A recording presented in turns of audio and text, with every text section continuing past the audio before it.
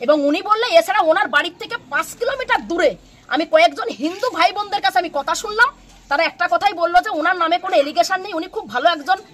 মানুষ এবং একটা সাধারণ পরিবারের মানুষ, দিন আনে দিন খায়। কিন্তু ওনার নামে যেটা করা হয়েছে, যে মেয়েটা বলেছে যে তার নাকি খুব বাজে ভিডিও উনি ট্রেনের মধ্যে বসে জানলার সাইডে বসে মানে লুকিয়ে লুকিয়ে রেকর্ডিং করছিল, বলছে এটা পুরোটা এটা প্রিপ্ল্যান করে করা হয়েছে, তো এটা আমরা কোনোভাবেই মানবো না। এবং ওই মাফিকুল ইসলাম এটাও বললেন যে ওনাকে মালদা কোর্ট ওনাকে বেল দিয়ে দিয়েছেন আইনের মাধ্যমে, এবং এই ফারাক্কায় যে জিআরপিএফ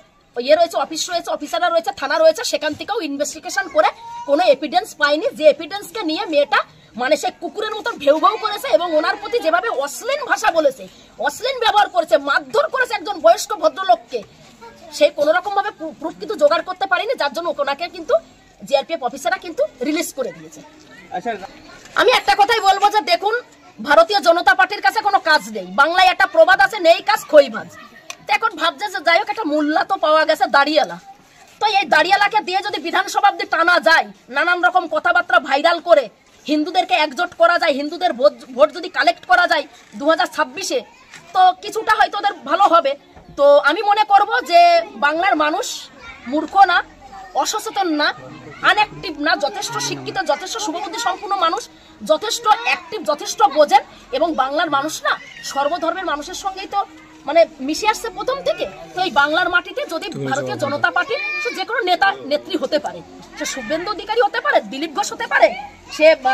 আপনার হচ্ছে ওই কি সজল ঘোষ যে বলছে বাংলায় আগুন জ্বলবে, গোহারা হেরেছে যে উপনির্বাচন ভোটে, ওই বরানগর বিধানসভাতে দাঁড়িয়েছিল অনেক বড় ড্রিমস, অনেক বড় স্বপ্ন নিয়ে, মোদী সাহেবকে বলবে যে দেখুন আমাকে দাঁড় করেছেন, আমি বিধানসভাটা উপহার দিন। যাই হোক, দুঃখের বিষয় উনি প্রচুর খেটেছিলেন সজল ঘোষ, কিন্তু উনাকে পাবলিক ভোট দিন, উনাকে দূর দূর করে তাড়িয়ে দিয়েছে। সেই সজল ঘোষ বলছে বাংলায় আগুন জ্বলবে যদি মেয়েটাকে কেউ কোনো রকম ভাবে কোনো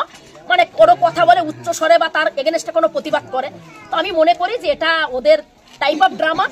ভোট যতদিন আছে ততদিন ভারতীয় জনতা পার্টির কথা আছে, ভোট চলে গেলে না ওরা চেনে, হিন্দুদের না চেনে, মুসলিমদের না চেনে, শিখদের না চেনে, ইসাইদের না চেনে, জৈন ধর্মদের না চেনে, বৌদ্ধ ধর্মদের। অ্যাকচুয়ালি ভারতীয় জনতা পার্টি কোনো মানুষের জন্য না, সমাজের জন্য না, দেশের জন্য না। দেশের জন্য যদি হতো, সমাজের জন্য যদি হতো, নিরপেক্ষতাভাবে যদি বিচার করতো, তাহলে পরে ওই যে কিছুদিন আগে আমাদের যে মহাকুম্ভ মেলা গেল না প্রয়াগরাজে,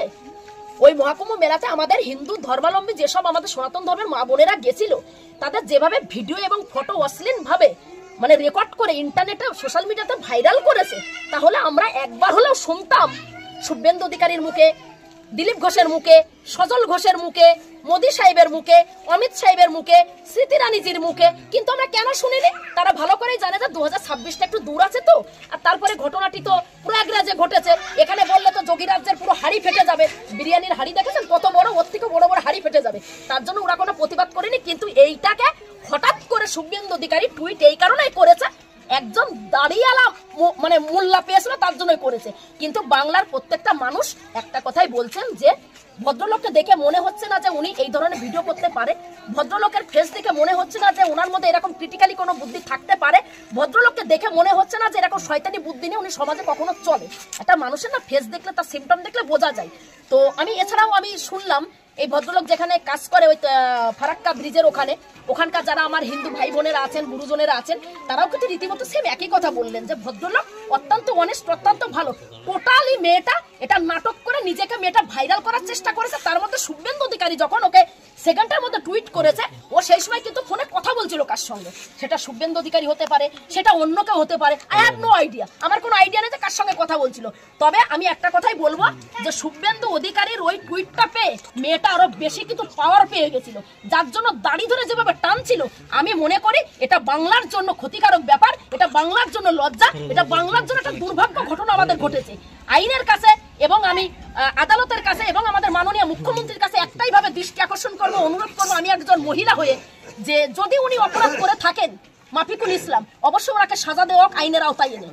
আর যদি উনি অন্যায় না করে থাকে, যদি কোনো প্রুফ লাস্টে কোনো রকম ভাবে বার করতে না পারে ইনভেস্টিগেশন করে, তাহলে পরে মেয়েটা যে ব্যবহার করেছে, মেয়েটা যে ওনার মান সম্মানে খেলা করেছে, মেয়েটা একটা ধর্মের প্রতি যে বাজে আচরণ করেছে, মেয়েটাকেও সঠিকভাবে সাজা দেওয়া হোক, আইনের আওতায় নেই, এইটুকুই আমি বলবো। আমি স্বপ্ন দিদি